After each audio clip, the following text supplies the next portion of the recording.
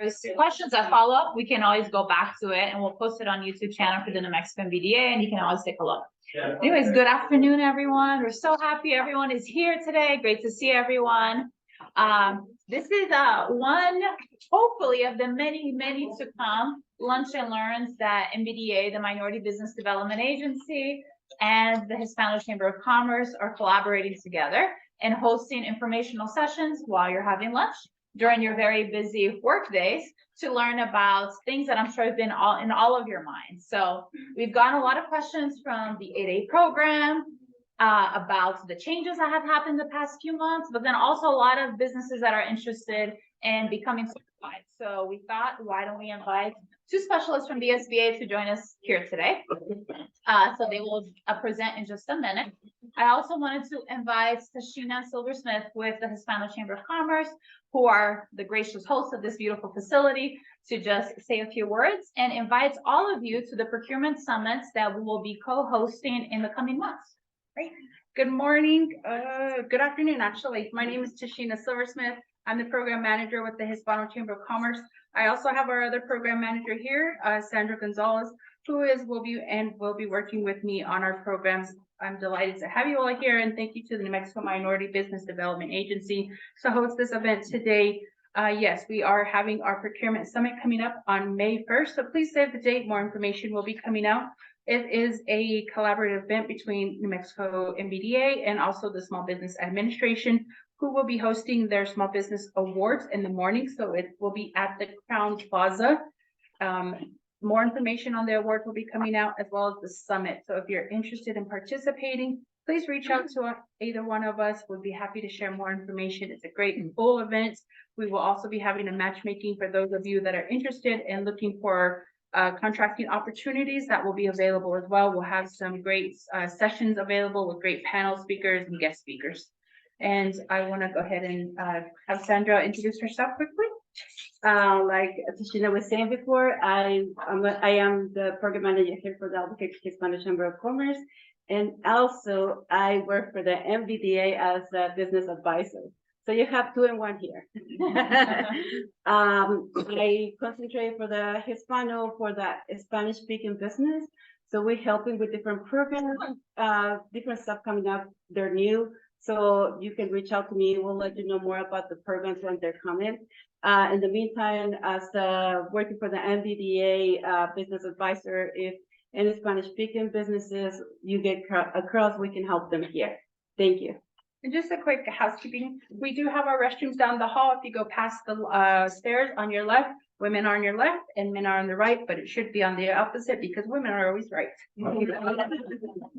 Go ahead, Gabby. Thank you. I guess I'll just also introduce, we have Mike with MBDA, Daniel with MBDA, Sophia with MBDA. We have the whole team here. And then Monica Mitchell, who's the Deputy Director for the City of Albuquerque Economic Development, also supporting MBDA. There is lunch at the break room. Feel free to go and grab lunch. This is going to be a very fluid event. Feel free to ask questions. Then we have two folks, so I'll pass it over to them. So we have Kayla Naranjo and Josh Baca, both from the SBA with lots of expertise around 8A program and other programs of the SBA. So take it over. Thank you very much. Good afternoon, everyone. And thank you very much for the invitation. I always enjoy coming out to the community and speaking about the Office of Government Contracting. That's where I work within Small Business Administration. I'm going to give you a short presentation about what I do and how I interact with federal agencies here in New Mexico and how I help small businesses win federal contracts. Then I'll hand it over to my colleague, Mr. Josh Baca, who will talk about the 8A program. My title is I'm a procurement center representative for the Area 5. So the Office of Government Contracting, this is sort of a map of where you kind of see the United States. Area 5 right there is in New Mexico, Texas, Oklahoma, Arkansas, Louisiana. So basically what I do is I sit my offices at Curlin Air Force Base. I sit at the National Nuclear Security Administration. They're my primary agency. And I help the Army Corps of Engineers, the Air Force Research Laboratory, the Air Force Nuclear Weapons Center, Holloman Air Force Base, Cannon Air Force Base. I work very closely with their contracting staff in procurements. A certain number of federal dollars has to be set aside for small businesses. So when they're doing their market research, they kind of pick up the phone and call me and say, Kayla, what small businesses do you know are out there? This is our procurement, this is our NAICS code, this is what we need. And then I dig through my database and my files and I make recommendations of small businesses. The Office of Government Contracting, we also have a size and status determination. We have commercial market rep, certificates of competency.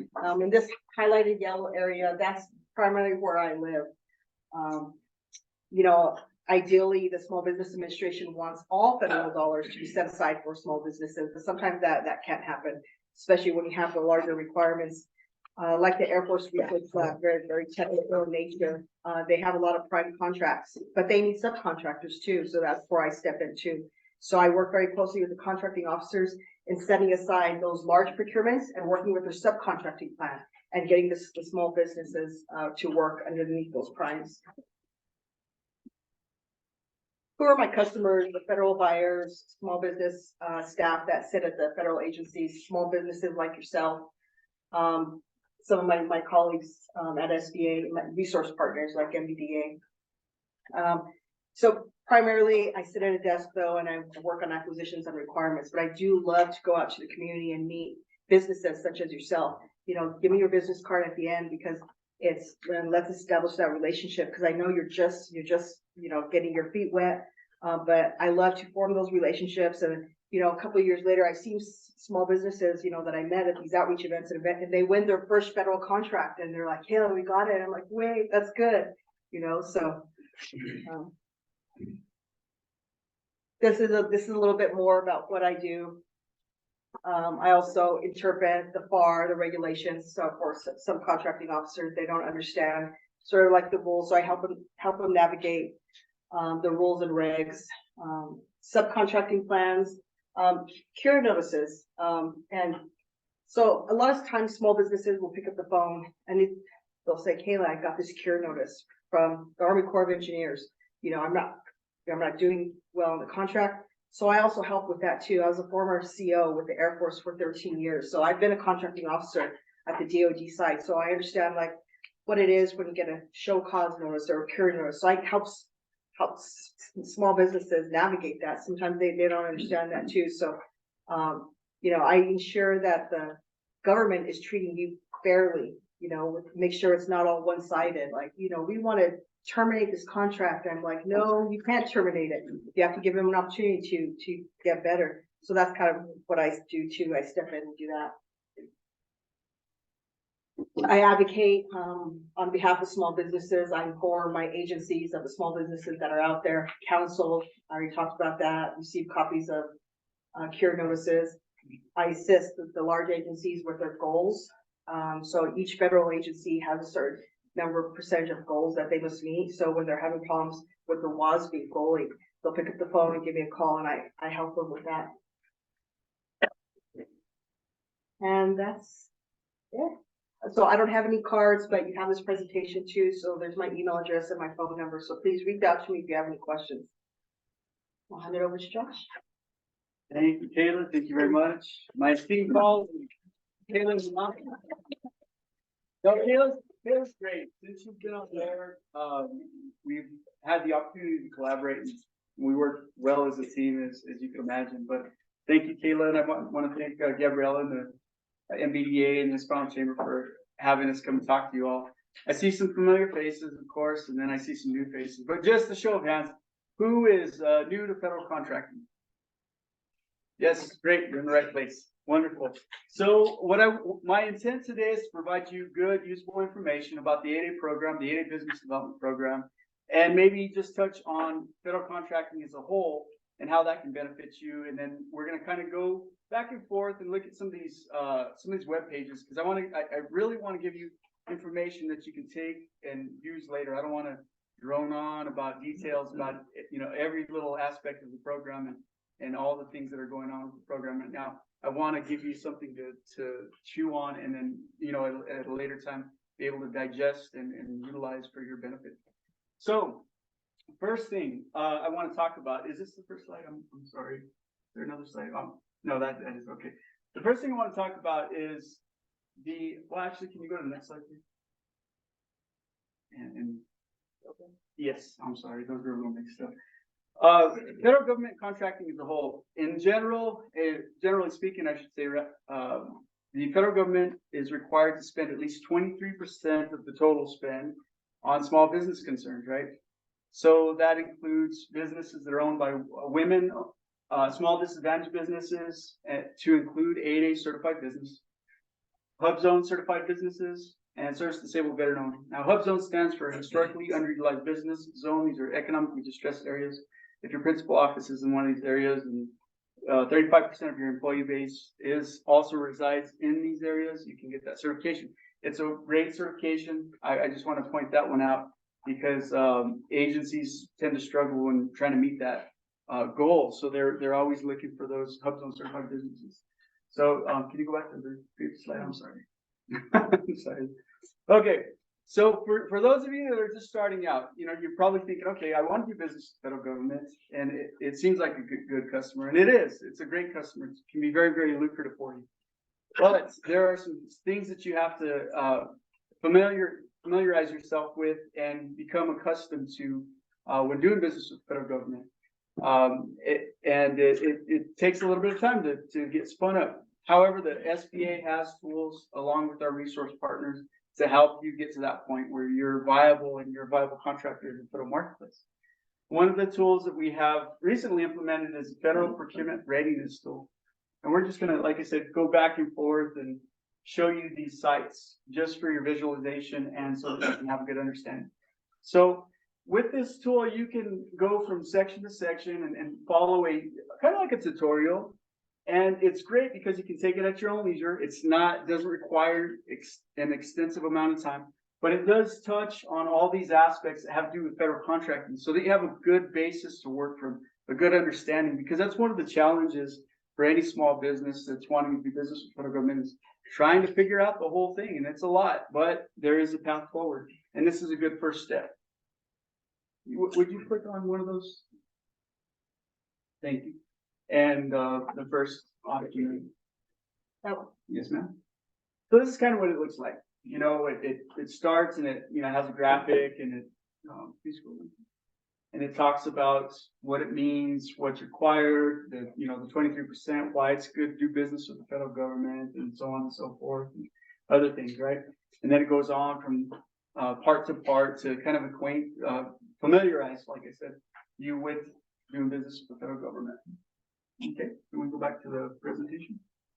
I'm sorry, kid. You didn't know she signed up for this. Okay, so the next thing to do, okay, you've gone through that process, and this information is going to be in there as well. But the next thing that you got to do is understand the industries that you're in and the industry codes that apply to those industries, right? So for construction, that's an easy one to remember, 236220. That's the 6-digit industry code applied to that industry, general commercial construction.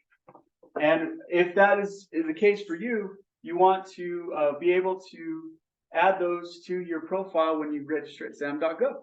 But you might be in a unique industry and you're not really sure which code applies to what you do, or if there are multiple codes that applies to what you provide to the government.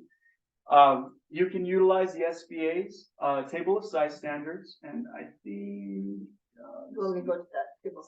sure. I go to it every day. And here you can look and peruse through this and see more or less what might apply to you. It might be as easy as just using this tool, but it might still be confusing. You might have a description, fin fish fishing, and it's like, well, I don't know. But you can utilize the U.S. Census Bureau's website as well to plug in keywords and cross-reference keywords and things to see what the applicable industry codes are. Okay. You want to talk about the number of employees? Sure, dollar values? Yeah, so generally speaking, small businesses are considered small businesses depending upon the industry that they're in and the size standard applied to that industry. So in this case, we have 236115, new single family housing construction. And the size standard applied to that industry is $45 million. So what that means is if your company makes $45 million or less, averaged over the preceding 5 years, you're considered a small business in that industry. Okay? So these are important because they apply to small businesses, and it allows small businesses to have competition among themselves, and without having large businesses come in and compete as well. Some of the size standards are employees based. So the one that Kayla highlighted there is 221210, natural gas distribution. So those businesses that have less than 1,100 or 1,150 employees are considered small in that industry. Okay. Let's see here. And I added these hyperlinks to the PowerPoint so that you have those at a later date, and you can go through this and click on those and follow them at your own leisure.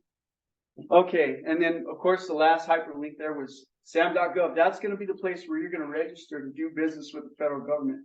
You're going to have to do that in order to do any business with the federal government. It's a basic requirement, but you do have to have your industry codes in line and know what you need to input there in order to do that. Okay, so back to this slide. The federal government, the SBA, has established these socioeconomic programs to allow small businesses that qualify for these certifications within those programs to have a better opportunity to win federal contracts, right? You can think of them as tools, okay? Those are tools that the SBA provides to you, but it's up to you, of course, it's up to you to use those and fully utilize them. And typically speaking, if a federal agency wants to, say they want to limit competition for service-disabled veteran-owned companies to compete for, they can do so, and the companies that have the service-disabled veteran-owned certification can compete for those contracts. And that's how that works. The 8A Business Development Program is a little unique in that it carries some attributes of a federal contracting program, but it's first and foremost a business development program, and it's finite. It's only 9 years in duration, whereas the other certifications can be perpetual. However, the owners that are certified, they have to maintain ownership and control. So in the case for service-disabled veteran-owned firms, as long as that firm is owned and controlled by service-disabled veteran or veterans, then they can continue that certification perpetually. The 8A program, in contrast, is a 9-year program. It's finite, right? And I just wanted to make that distinction. Can we go to the next slide? Okay. So again, I just want to kind of roll through this and go kind of step by step and give you an idea of what the program's about, the 8A Business Development Program, and what you need to understand whenever you're ready to apply, right? So the 8A Business Development Program, as I mentioned, is a great tool. It's a great unique tool among the other tools to leverage to grow your business and have better opportunity with the federal government. The basic requirements for the owners and the business are that you have to be considered socially and economically disadvantaged, right? So what is a social disadvantage? And can you click on that hyperlink? I'm going to take you to the site so we can look at it. Yes, ma'am.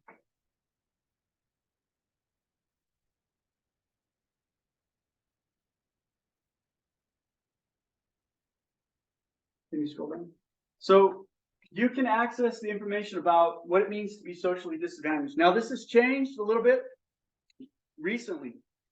And before, you could be admitted into the 8A program based on the presumption of disadvantage as a member of a minority group. That's changed. Now you're required to demonstrate discrimination and explain discrimination and associate a loss with that discrimination, how it's impacted you and your business, or in your personal, life, if it was education or employment, things like that. And in this webpage, it'll kind of describe that and talk about the key elements, give you examples of incidents, and they're really looking for the when, who, or the who, what, when, where, and why, right? Who was it? When did it happen?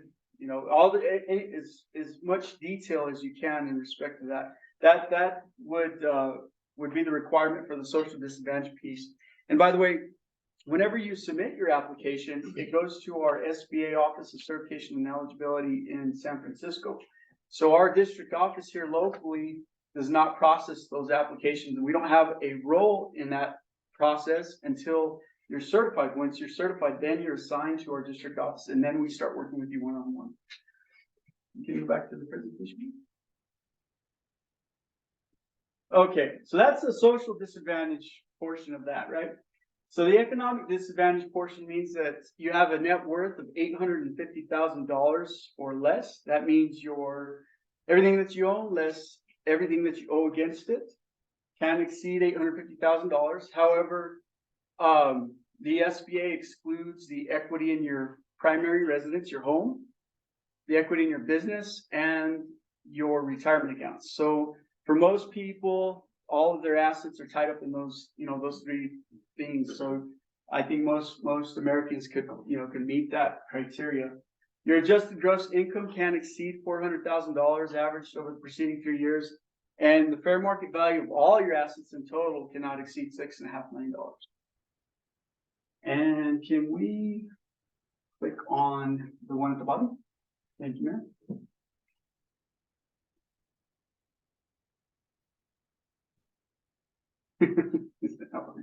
Oh, there you go. No. That's Yes. I think, you know what, can we go back to the web page that you just had?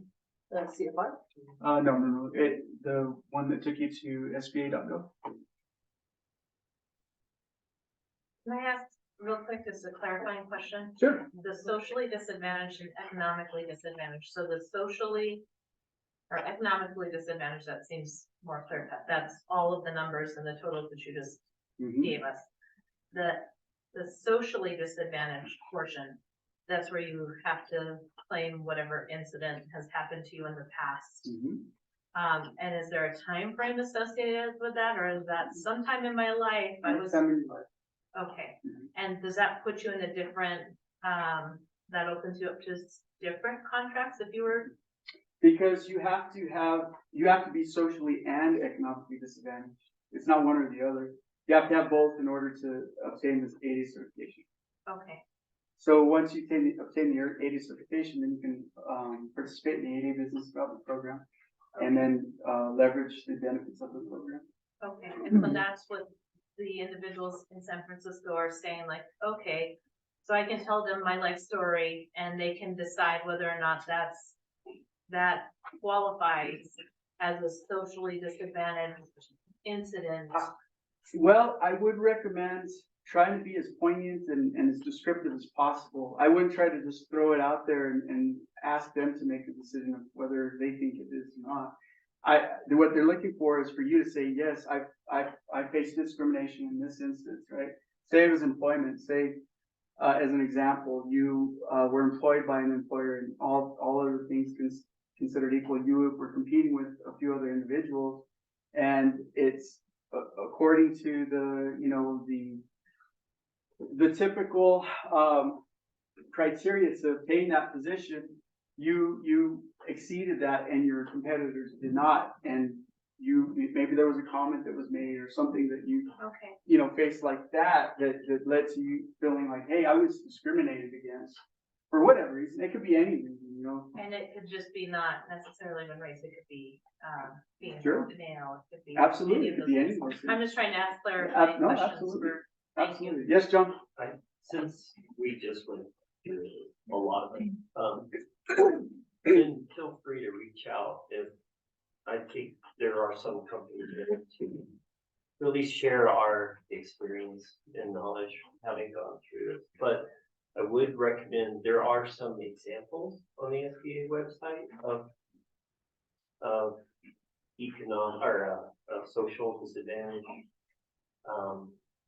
And they do give some guidelines as to make sure you're answering the when, where, who, how you were discriminated and how it impacted your business or your career or progress. But I do want to say there is some guidance on the website for that when you're asking and like that testing, I think you're kind of getting to, does this meet the test? And while there's probably no federal resource that can tell you if you gave them this instance, is it gonna meet their requirements?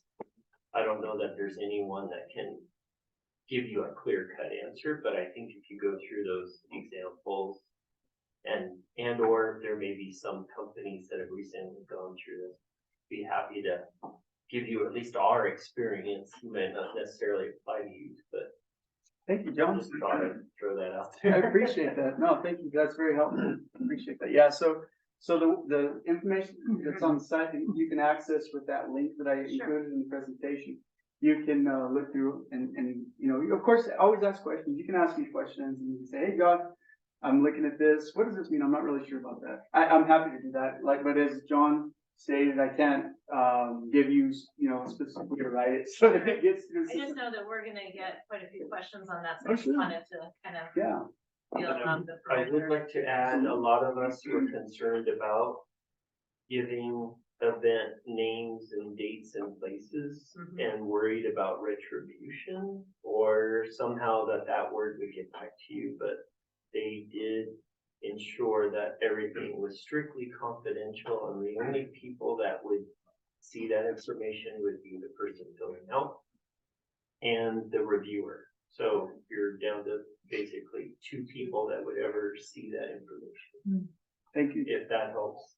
Yeah. And I know it is a concern for many people because you may still be working with some of those individuals or companies in the industry, and I know it was a concern for us. So That's a great point. Thank you, John. I appreciate that feedback. Yeah, so that's really good feedback, and you're hearing it directly from one of our current 80 participant owners. So thank you so much. Okay, so where were we? I'm sorry. You want me to go to the presentation? Yes, please. Okay. Let's go to the next one. And let's see what we got next. I think we got one more. Okay, can you click on the portal there, that hyperlink? Yeah. Okay, your application for the 8A Business Development Program is going to be submitted through the SBA's portal at www.certify.sba.gov. As you can see at the top, you have hyperlinks to the other programs, the Hub Zone program, the Service Disabled Veteran program, the Mentor Project program, the Women-Owned Small Business program. So what you want to do is go to click on that one above that says Knowledge Base at the very top. And you can see all the information here about, you know, what we're dealing with in regard to social disadvantage and some of the information that the SBA is really looking for. And you can also access user guides and application checklist, and you can look at the application preview for the 8A application. And I'd like to just kind of go through that with you so you can see it and you have a good idea. And of course, I recommend that you go back at a later date and go through that to get a better idea of what you're going to be expected to provide to the SBA in order to obtain the 8A certification. Can you click on the application preview hyperlink? And there's training videos and a bunch of other information that can be beneficial to you.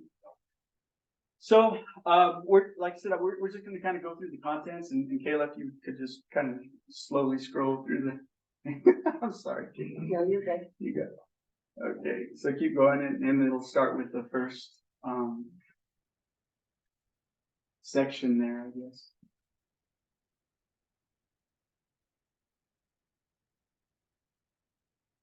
There's a PDF on top. Oh, there you go. There we go. Okay. Basic eligibility. Like I said, your business has to be owned and controlled by those that are considered socially and economically disadvantaged. You have to disclose whether you had any affiliation with a previous certified 8A program participant. So if you were, maybe you had some ownership or you were an employee or things like that. Now, the program itself is only available and only an option. It's like a once in a lifetime option, right? For both the owners, the disadvantaged owners, and the business. So at the end of the 9 years, the disadvantaged owners couldn't sell the same business and then have the new owners get it recertified. That's not permissible. So that's why they ask those kind of questions. So it's like I said, once in a lifetime, 9 years. Next. Okay, again, they look at the assets and it's to see if there was a transfer of assets from maybe a previous 80 participant to the new one, to just to kind of look at that. And that would be something that they can take into consideration. We hope that you work with one of our resource partners like the MBDA, Apex Accelerator, the SBDCs to help you through this process, help you understand, or the SBA district office, right? And that way, if that's the case, they are allowing some of the applicants to, I guess, receive kind of a prioritization because they have more confidence that the application was submitted appropriately and it has all the information that's necessary for the reviewer. So it's, they don't have to go back and forth with you a lot. Outside consultants, that's just one of the things that they look at for different reasons. You have to be a U.S. citizen, of course, to participate in the SBA's program. And the ownership, of course, the majority ownership, 51% or more, by the persons that are claiming social and economically disadvantaged. They ask that you provide a description of your management and resumes and things like that. Your corporate government documents, and depending on your business structure, if you're an LLC or an S corp or even a C corp, whatever, or a sole proprietor, the SBA is going to ask for that kind of information, your articles of organization or articles of incorporation, bylaws, your operating agreement if you're an LLC, those kind of things. Your certificate of good standing, that's just something that's issued by the Secretary of State's office for the state of New Mexico. You can go there and obtain a copy of that from them. And then we also look at character. That's one of the important factors, whether or not you had pending lawsuits or you filed for bankruptcy, you have a delinquent federal debt, that would be a concern. Now, the potential for success, that's a very, very important section. And I would encourage you to really consider that and position your company to the best of its ability for success in the AA program, because we try to encourage you to try to get past performance and develop enough capacity, right, with your business, meaning that you have the adequate financial resources, experienced personnel, and things like that. If you're in construction, or other industries, bonding and things, before you apply for the AA program, because like I said, it's 9 years and it starts at day one and it does not stop until to your graduation date. So even if you go 3-4 years without getting a federal contract, you can't get those years back. They're not, retroactive or anything like that. So our recommendation is to position yourself as to the best of your ability before you make that application, before you start that, to further grow your company. Now, like I said, it is a business development program, but the way that federal procurement works and the way it is right now requires that a business have experience in some capacity as a subcontractor, or maybe they did smaller projects, and that they have the adequate resources to complete a contract from start to finish, right? So that's one of the reasons why we have this 2-year in business rule, I think, because we want to ensure that you are positioned for success. We don't want to just throw you in there and say, okay, let's get going, and then you miss out on all that time. So we'll be looking at your tax returns and your financial statements. Those are not synonymous and they're not the same thing. Your tax returns are, of course, filed with the IRS every year, and then your financial statements are your income statement and balance sheet and statement of cash flows, those things, right? So it's important. If you don't have a good handle on those things, that's one of the things that trips a lot of people up. Work with one of our resource partners and try to get that squared away. Try to get that information squared away.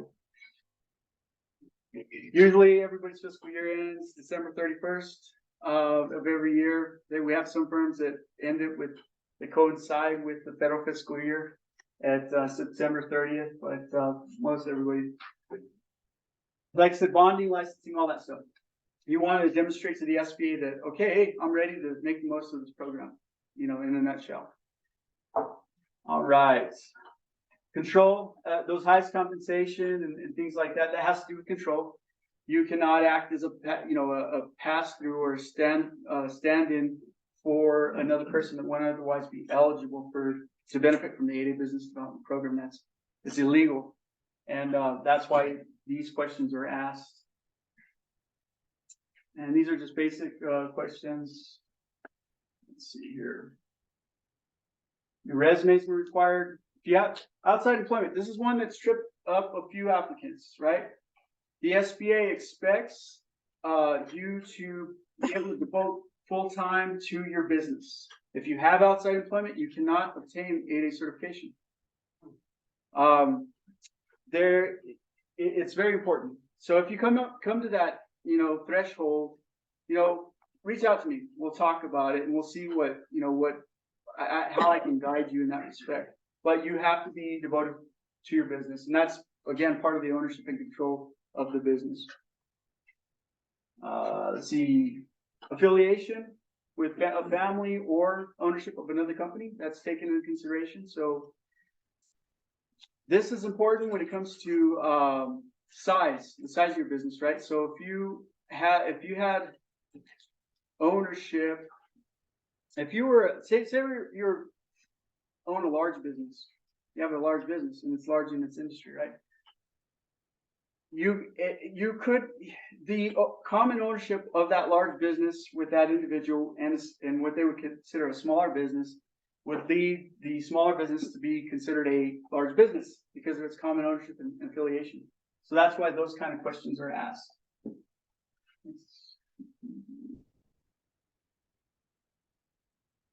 Talk about that. Negations, risk, prior convictions, social disadvantage, and here's where you would provide the information regarding social disadvantage.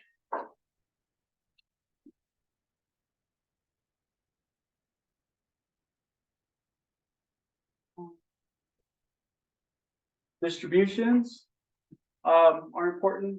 Transfer of assets and things like that. Your personal tax returns, of course, including your business tax returns. And this is kind of the economic disadvantage. That's why they're asking all these questions. What does your financial picture look like? Keep going.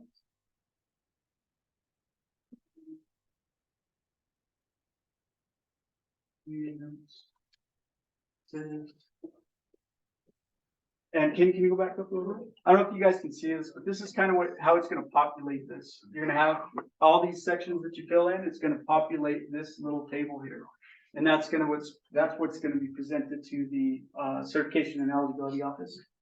And if you have non-disadvantaged owners, they're going to ask for that. If your spouse information too.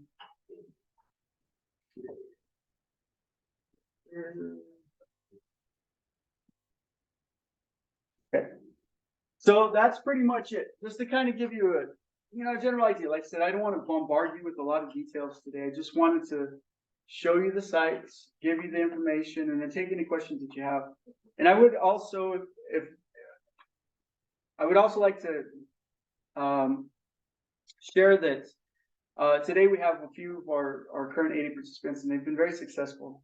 And the program can work to help you grow your business. And we're very proud of them because they've worked hard. They've established their relationships with their customers. They've gained a lot in the federal market, and we're very proud of them. And that's of course Anthony and then Wild Construction, QA Engineering, Wild Construction. So they're here today. I would recommend talking to them if you have the opportunity to do so. But thank you for being here. Thank you for the support. Yeah, you're very welcome. So I would recommend you reach out to SBA and the partnering organizations for help if you go to do the application and get an expert who's familiar, because you can spin your wheels. It's daunting. It's a lot of information. So get help. Sure, absolutely. We're here to help. We just can't do it for you. Right. We just can't do it for you, but we're certainly to help and, here to help and provide guidance. So, questions, what kind of questions do y'all have? Don't be shy. Okay, oh, yeah, Go ahead, go ahead. okay, go ahead. Please forgive me for being so, candid here forward. I don't understand how we can expect this program to actually work for the disadvantaged if, they won't even work with you if you have, employment. I understand that, you have to have, 2, 3, 4, 5, years, behind you and, everything, but, some of us that are actually small businesses have to fund our businesses from somewhere, right? And so we're here to see how can programs like this help us, when we don't necessarily feel like we can be seen in that space. So I think my question to you is, you just said, come to me and let's talk if, that's your issue. And so I think my question is, how do you get around that? Do we just put that we don't have a full-time job or like? No, that's not what I meant. Yeah. What I meant is that it's not impossible, of course. I think, maybe, John, I don't know if you're interested in sharing here. Well, everyone's experience is different. Wild and I have different experience. I think Wild has been established business. We started off as an engineering consulting firm, which required a lot less capital investment, and it was just Robert and I. And it took us 2 or 3 years to basically, we funded it from personal assets, withdrawing from our 401ks that we had built up.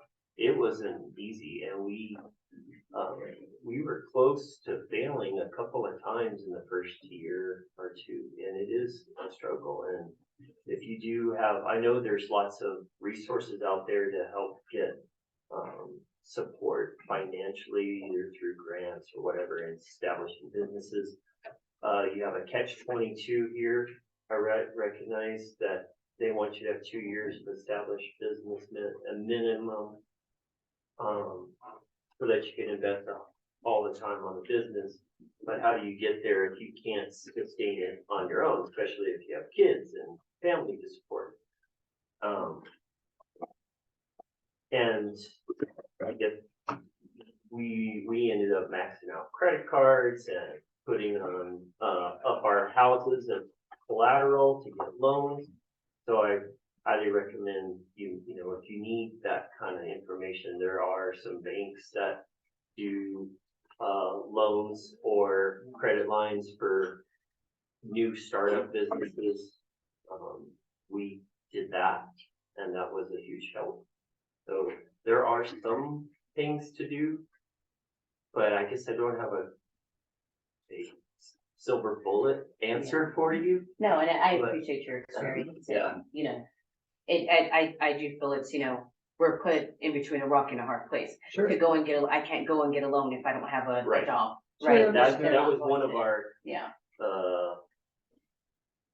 biggest hardships was all the banks, we tried 2 or 3, they would only give you so much, like 5,000. One of them was 5,000, another one was like $20,000. I'm like, okay, well, that'll last a month. Yeah, it is a catch-22, and almost like you have to have some income from another business enough to get started. And another way around it, I don't know what business is, getting some work lined up, either through a contract, someone that knows you through the industry, through another business that you're employed, possibly, that you can gain that regular amount of income. That's what helped sustain us on our first go at it. We had a couple of key clients that said, okay, we'll send you work, and as long as you keep doing good work for us, we'll keep feeding you. And that helped. So I don't know your particular business situation, but there may be some avenues there. Thank you, I appreciate that, John. Of course, I think everybody starts from a place from working for somebody else, and then they venture into entrepreneurship, one way or the other. And I want to answer your question thoroughly, but before I do, I'd like to allow. At the risk of speaking heresy, program, nothing against that, Josh has alluded to another option. There are other on-ramps, government contracting that are more accessible and affordable, okay? There are a lot of parameters that need to be met for 8A. It's the pinnacle up here, all right? But below that are many, for example, for WASB, women-owned small business. And these are certifications that are relatively easy to get. You can be part-time, they have a lot of latitudes, and there you begin to work with partners. Now, if we look at the SBA and we look at government contracting, the most sought after certifications, aside from 8A perhaps, would be women-owned, veteran-owned, hub zone. So if you're in a geographic hub zone, helps get you there. If you're a woman-owned business, can get you there, and you can partner with other larger contractors, even subcontractors. So, and that's what we do at MBDA, is we help facilitate your connection to someone who, say, for example, Josh was illustrating here, there are size restrictions to an 8A. And let's say a large company, for example, is of a certain size, and there's a nice contract they could like to participate with, but they're too big. You're a smaller size. You do what it is they can use. You can contact with them and say, can we partner? They'd be in the larger size, working with you. If it needs to be bonded, for example, we saw one recently. There's an example with that. You can go to the larger company, you can put up the bond, you don't have the bond money. And see, there are ways to work around that. There are a lot of on-ramps. Don't be frustrated. That's a Come great talk to advice, us, yeah. and we can help illustrate, illuminate what some of those options are, orient you down a path of liberty. We did have another business that helped mentor us without a formal certification, and they helped us get our foot in the door, so to speak, and did exactly what he's saying. You can get another business in some federal agencies. You can have a loose partnership without actually creating a joint venture, teaming agreement, maybe, just so that the government has someone to go to should that project or that contract fail. But there's various rules depending on the agencies. Again, I don't know what business you're going into, but agencies have different rules than maybe the federal guidelines do. Yeah. Thank you both very much. That's great information. So to elaborate and add to that, you don't need the 8A certification to do business with the federal government. The federal government also puts out contracts that are total small business set aside. That means any small business in that industry can compete for those, right? So in your case, if you're employed and you have your business and you're trying to break into the federal government, I would recommend identifying some of those opportunities that you think you might be able to take on yourself, or maybe partner with another business too, and slowly grow your business that way, so that it becomes sustainable and it can provide you a viable salary and things like that. Then go after the 8A certification, because the 8A certification then further develops your business, right? It's not really meant to help those that are just starting out with the federal government. It's like a stepping stone. You can think of it as a stepping stone to further grow your business. But the important thing is establishing those relationships with your federal customers. That's really the most important thing.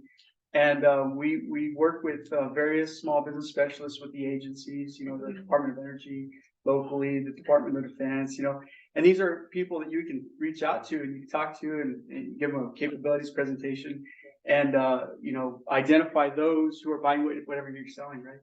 So that's really the thing to do. And then it can be part of your overall strategy and your plan 1 year, 3 year, 5 years down the road, right? And I recommend trying to do that because, failure to plan is a plan to fail, right? So that's really going to be a key component. But it is a very, very, please don't disregard the program. It is a powerful tool that can be leveraged to really grow your business. I mean, we have some very, very successful businesses they're no longer small businesses, and that's what we want at the end of the day. We want them to be able to grow and create good jobs for other people and, you know, be a viable piece of the, you know, local economy and economic development. So another piece of advice I give my small businesses, they contact me, we'll have a capabilities brief. I understand the NAICS code and actually what they give. And I go to my list and I say, oh, the Army Corps of Engineers procured your services in the past. Or Holloman Air Force Base or Cannon Air Force Base. And I'll actually give them that contact person of that small business that sits there. And so what I tell my small business is, you have to do a lot of marketing. So pick up the phone, call the small business at Holloman or Cannon and say, I spoke with Kim Naranjo. She's the PCR of the state of New Mexico. She referenced that you procured some requirements utilizing my NAICS code. Can I have 30 minutes of your time? Can I meet with you on Teams? And this is my capabilities. Also ask them for a forecasted of needs. A lot of these agencies, excuse me, will have once a year, like an industry day. They'll say, oh yeah, in April and in July or August, we have an industry day. So these agencies want to know what's out there. And so, you know, go to those industry days. You know, like the Army Corps of Engineers is going to have an open house coming up in the next couple months. Yeah. So there's going to be a lot of information out there. And the Army Corps of Engineers is going to have, hey, industry, this is what we have coming down the line in the next 12 months. We're going to put a dam up. We're going to put this. We need small businesses for this and this. So, and you could also contact me. I can give you a list of all the federal agencies I service and names and numbers of people to contact. I love that. Yes, I think this gentleman. It's okay, you talked about the mentor protege, to where I just talked to him offline. Okay.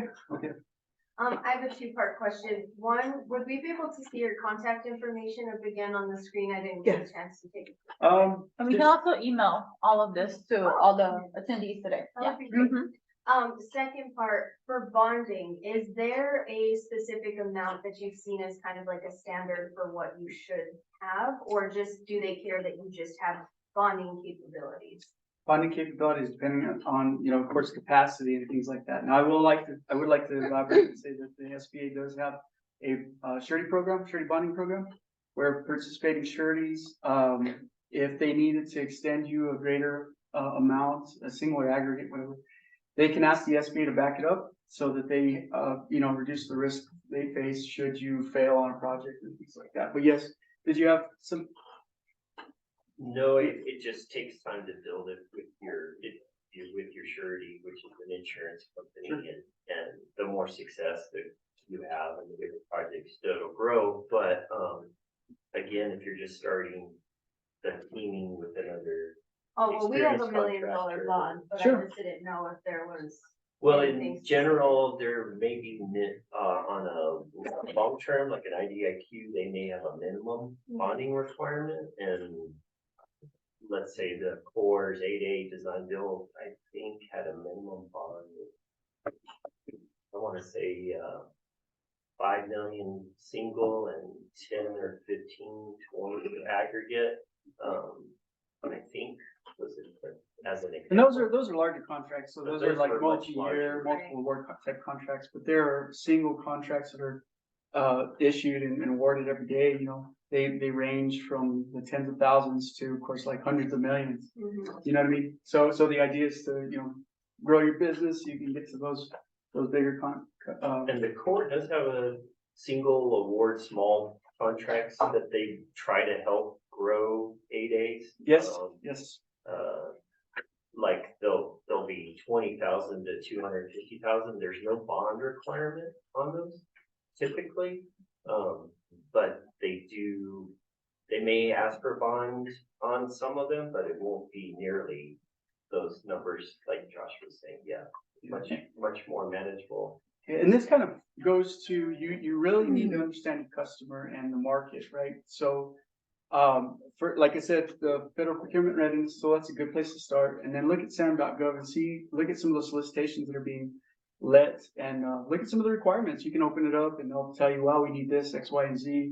This is how we want you to respond if you're interested in competing for this contract or whatever. And then, you know, like I said, once you get into the 8A program, you do have the unique ability. That's one of the unique attributes of the 8A programs. You can be awarded contracts without competition. You can be awarded sole source contracts up to $4.5 million. So that's helpful for the 8A participants, but it's also helpful for the agencies. but it doesn't mean that they're automatically gonna make those awards to you. You have to, just like any other customer, you have to demonstrate to them that you're able to do the work and you're not gonna fail on the contract, right? And that's where past performance and capacity, all that stuff comes into play. Another piece of advice I give my small businesses is, like, the contracting agency each has an idea associated with it. Like the 377 mission support group is an operational contracting shop. They procure a lot of IT, computers, peripherals, desks, and so forth. So they have a contracting ID. So what I do is I give them the contracting ID. That's strictly for the 377th at Carlin Air Force Base. Then I tell them to go to sam.gov, put in your NAICS code, and you could drill down to that specific contracting shop. And you can put a query in there. So every time the solicitation pops up, you're going to get dinged. Oh, the 377 put something out. They need desks, they need computers, they need hardware or software. Let me propose on that action. So if you contact me, I'll give you the contracting IDs for all the federal agencies I service in the state of New Mexico. Because sometimes when you go to sam.gov and you look at solicitations, this could be overwhelming. You're like, this is all the United States. How do I just want to work in Albuquerque and Socorro or Santa Fe or so forth. So I can give you some tips on how to navigate that and how to look at requirements that you can, that's in your area. Thank you. Any other questions in regards to the 8A program? And if you need more information about, federal procurement as a whole, we're happy to sit down with you and talk to you and give you more information, because there is a lot of stuff. And I didn't want to bombard you with too much. All I wanted to do is kind of bring to your attention the information that's available so you can take it at your own leisure and then ask us questions along the way. And hopefully, at some point in the future, we can get you to that point where you're ready to apply for the 8A certification program and start working with us and fully leverage it to grow your businesses, right? So we're really, really interested in getting more interest and more participants in the 8A program. Any other questions? Yes, ma'am. So just to clarify, if you were to get into the program, you need to have past experience work, right? Like, Yes. I've been in business for 2 years. So in those 2 years, I have to have tons of work. Well, not necessarily tons of work. You have, I guess the way to think of it is, I want, like I said before, I want to position myself so that if I were an applicant, a business applicant, and I had a business and I wanted to pursue the certification, I want to position myself so I can fully leverage it to my own benefit, right?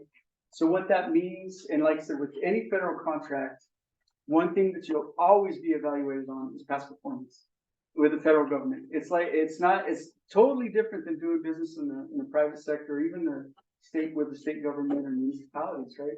So you really want to understand how that process works, how those contracts are let, all those criteria in your particular industry that are going to be evaluated. That's where the past performance kind of entails, right? And it means that you pursue some contracts. Like I said, there are lots of contracts that you might qualify for outside of the 8A program, and you win some of those, or you do it as a subcontractor even. Sandia National Laboratories, they're a prime contractor. They're not a federal government agency. They're owned by the Department of Energy, but they're not a federal government agency, right? So they subcontract a lot of things, and that can be counted as past performance. Or you could sub to another company in your industry, but you have to understand who's in your industry and things like that. That's why it takes a fair amount of time to get to that point, but it's not impossible. It's very unique.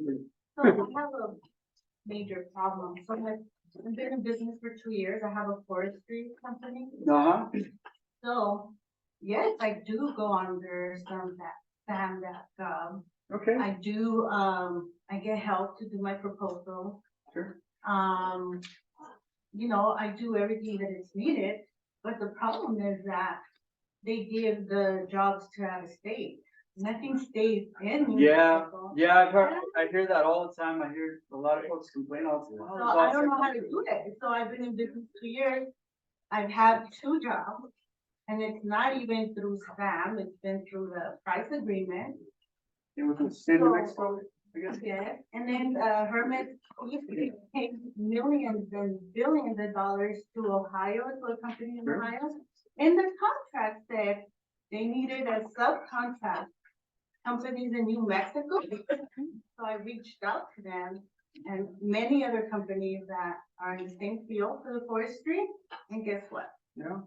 Well, Nothing happens. and I hear that a lot. There's no steadfast requirements for, contracts to be limited for competition to those businesses that are in the state. Unfortunately, there's not, right? Any company can compete for anything throughout the country.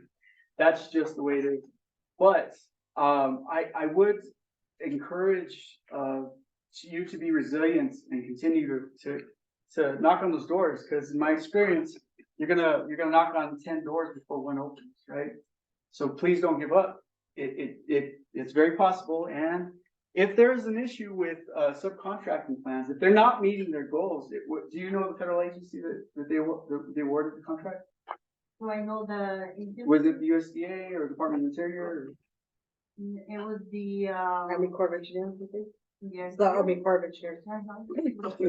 Another piece of advice I tell my small businesses is because there's a lot of RFIs that are out there. So all the federal agencies will post on SAM.gov, request for information. We're looking for industry. This is a requirement.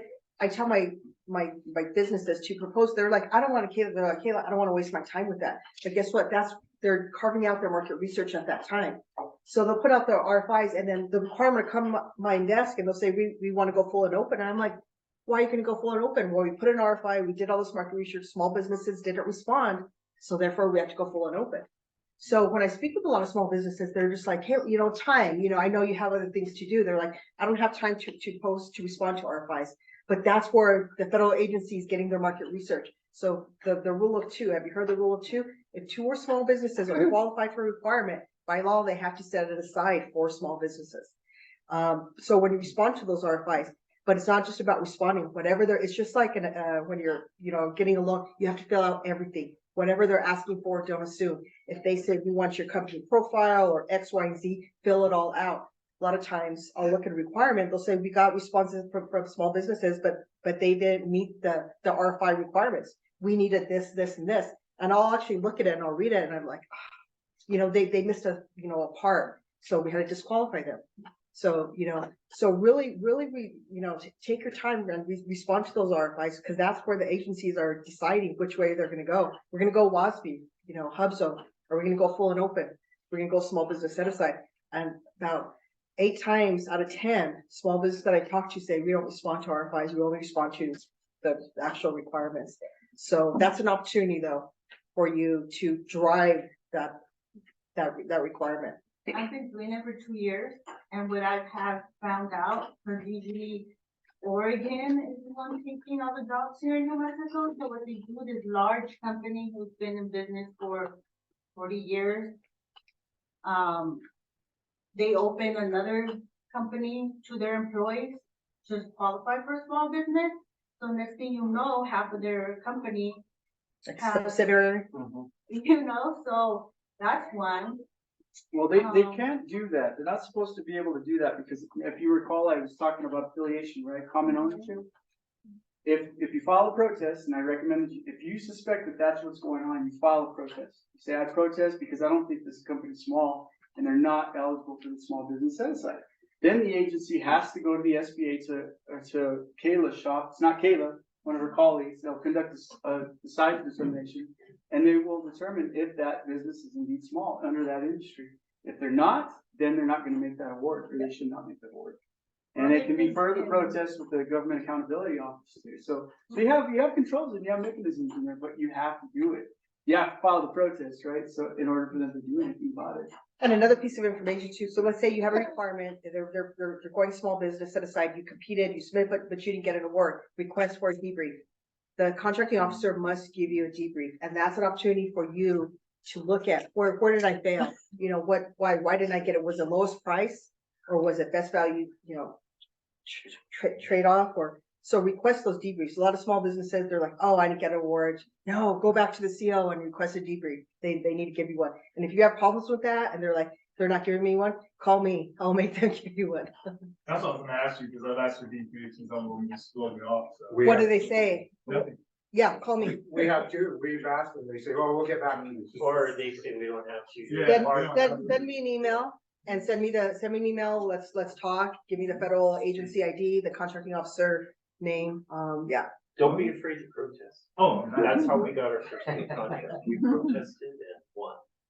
And got included. Correct me if I'm wrong, for the debrief, aren't they still within a certain time limit? There are certain caveats, yeah, I just talked, there's certain, like, after award, you know, if it's mission critical, let's say, dam broke at Curlin Air Force Base or something, they made award and, oh, I want a debrief, but we can't give you a debrief right now because we're attending to the situation, right, to the floodwaters or there's a fire. They do have to get to them. So they could say, we have urgent and compelling, matter, we can give you a debrief in like the next month, but they should give you a debrief.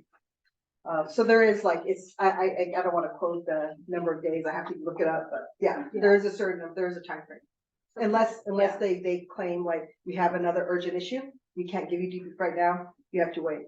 Yeah, and that's another thing that I encourage all of the contractors to do the debrief. Cause one, you get your takeaways, two, you can utilize add the suggestion and advice on your next proposal. So each one, always take the debrief because you can always learn from that and you can incorporate what you learned into your next proposal. So you can see all these things kind of build upon one another, and that's the progress that you would make if, you know, you continue forward, and I encourage everybody just to continue forward. And I'd be happy to talk to you about marketing and marketing strategy, developing marketing strategy, because maybe you know, I think it's important to look ahead a few years and look at the forecast. So if the U.S. Forest Service has some things coming out, or if they have recurring contracts, we want to really figure out how to position your company to the best of your ability to be, you know, considered for that contract, or you know, look at other opportunities as well. So I think that's very important too as you move forward. I'd be happy to, you know, to help you out with that as well. I would love to. I already know what it is. It's the money. They come with a really low number that I don't know how they complete the job. And we're not talking about $20,000-$30,000. We're talking about over $100,000 difference that there's no way I could afford it. Sure. So I feel like finding Nemo in the ocean, and they're the big sharks.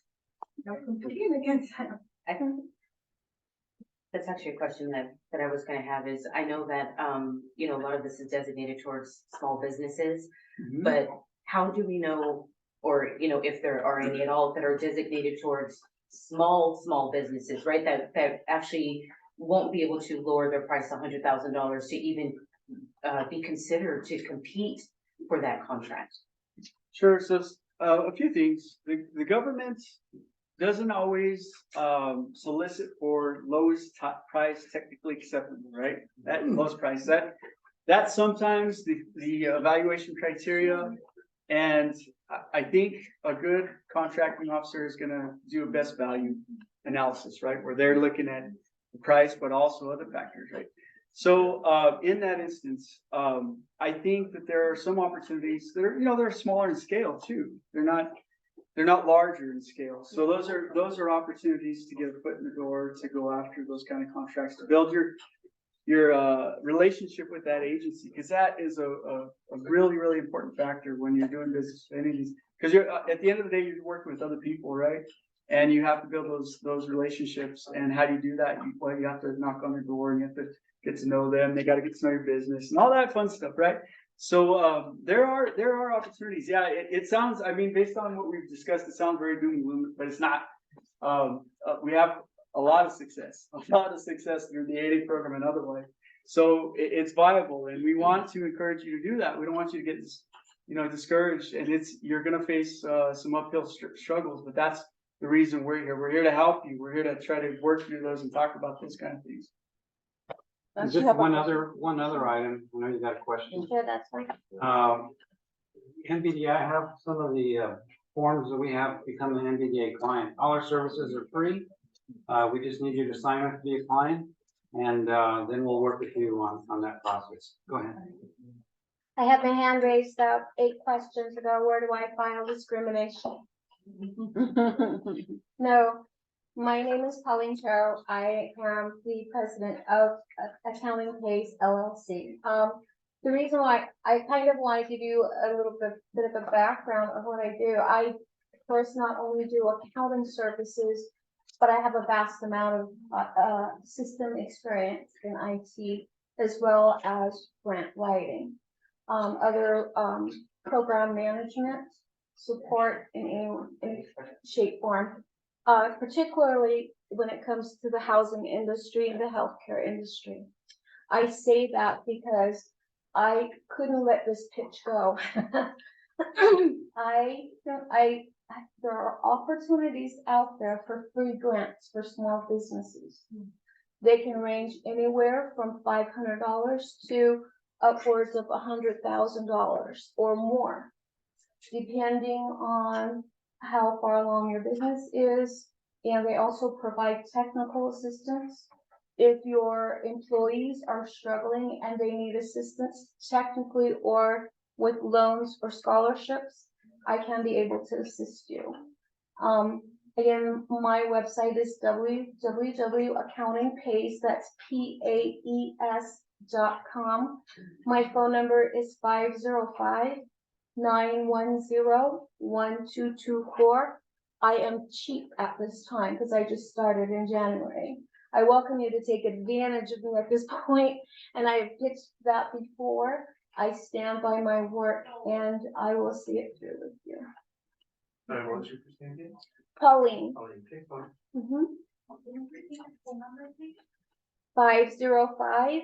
505-910-1224. And just to back that up, I've reviewed grants in the past. I've written grants in the past in excess of $1 billion or $1 million or into the millions of dollars, where we've been awarded a lot of different project contracts because of that. I'm in my infancy, but I've already landed my first contract and negotiating my second contract. So I hope that you feel confidence that you can trust that background. So give me a call. Thank you. Any other questions? Yes, sir. Hey, Josh, have you seen an increase in the volume of 8A applications, or has it been declining in recent years? So again, I don't get the numbers because the certification and eligibility office does. But in discussion with my colleagues, there has been an increase ever since COVID, right? Because everybody was trying to apply for money and, you know, register with the SBA, which you don't really register with the SBA, but they received a huge influx of applications. But unfortunately, those were not good applications. They were trying to get something else, or they were just incomplete. So yes, I think they've seen a little bit of an increase, but with this new, you know, process that they have and the eligibility criteria, I don't know, you know, I suspect there's going to continue to be a lot of applications, but you know, it's another thing that has to be provided to the SBA in order to get the certification. Any other questions? All right. Well, thank you very much. Thanks for your time. Have a good day. Thank you. We have lunch, so please take a plate and enjoy. We'll make sure to send a presentation. So